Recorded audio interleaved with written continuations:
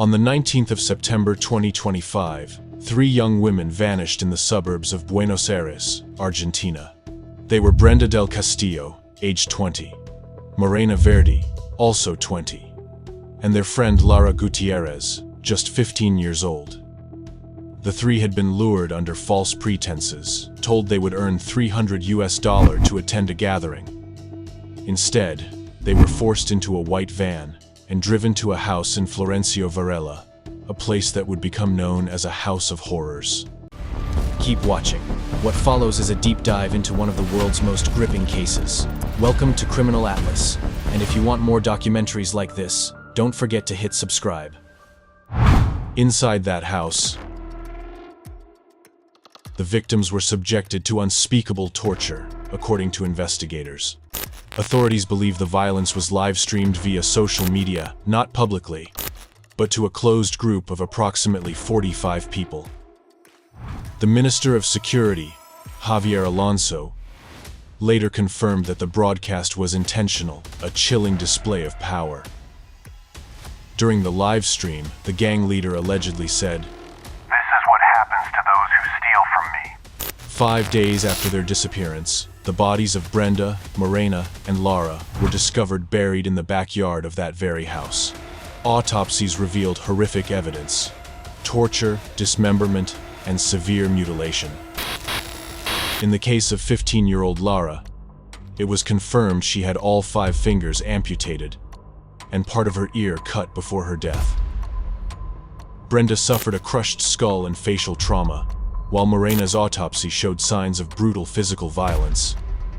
The notion that such a brutal crime could be streamed live sparked national outrage in Argentina.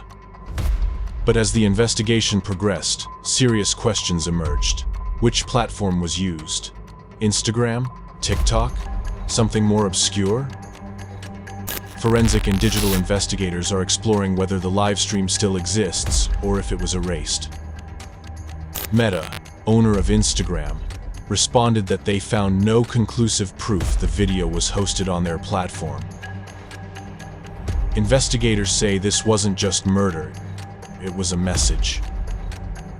According to testimonies, the victims had stolen a small package of cocaine, triggering a violent retaliation. The target may have been the wider gang, a brutal demonstration of power and discipline. One suspect, allegedly known as Pequeño J, is believed to have orchestrated the killings. News of the live-streamed murder ignited a wave of protests and public condemnation. Thousands of people marched in Buenos Aires, demanding justice for Brenda, Morena, and Lara. Activists labeled this a case of narco-femicide, where the gender of the victims is part of the message. Behind the outrage, there's a deep concern. Drugs, violence, and impunity are converging in dangerous ways. Authorities have made several arrests, but the alleged mastermind remains at large. Investigators are seeking digital evidence, live-stream data, viewer logs, IP addresses to reconstruct who watched, how, and why. Experts say preserving this data is legally and technically complex, especially across international platforms. The case raises a troubling question. When the violence is broadcast, is it just a crime or a macabre performance? For Brenda, Morena, and Lara, there will be no return.